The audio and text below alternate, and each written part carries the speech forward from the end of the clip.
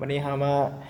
เบิ่งวิธีฟังเสียงเนาะวิธีฟังเสียงเครื่อง GPS วิธีดักฟังเสียงวิธีดักฟังเสียงเราจะบ่ได้เข้าไปหาแอปเนาะเราจะใช้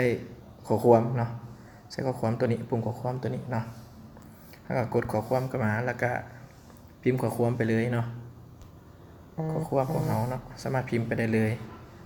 เนาะรายชื่อพิมพ์ข้อความของเราไปได้เลยเนาะตัวอย่างข้อความส่งไปเบอร์เนาะพิมพ์ข้อความส่งไปเบ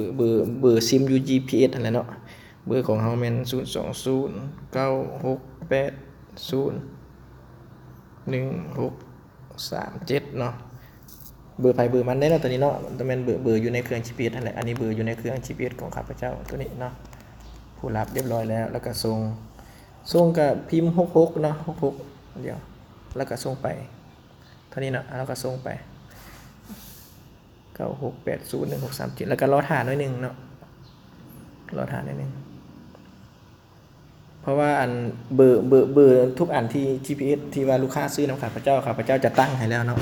เนี่ยข้อความมันเสร็จมาแล้วเนาะเสร็จมาแล้วแล้วเบอร์นึงมันจะโทรมาหาเฮามันโทรมาเองได้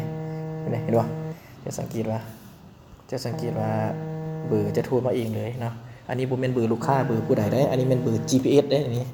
เบอร์เครื่อง GPS โทรมาหาเฮาก็รับสายเลยเนาะรับสายแล้วก็ฟังได้เลยเนี่ย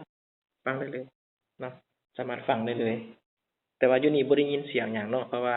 เครื่อง GPS ตัวนี้มันบ่ได้อยู่นี่เนาะมันอยู่นำรถข้าพเจ้าส่งออกไปนอกแล้วมันบ่มีเสียงเขาเจ้าบ่ได้เว้าหยังถ้ามีคน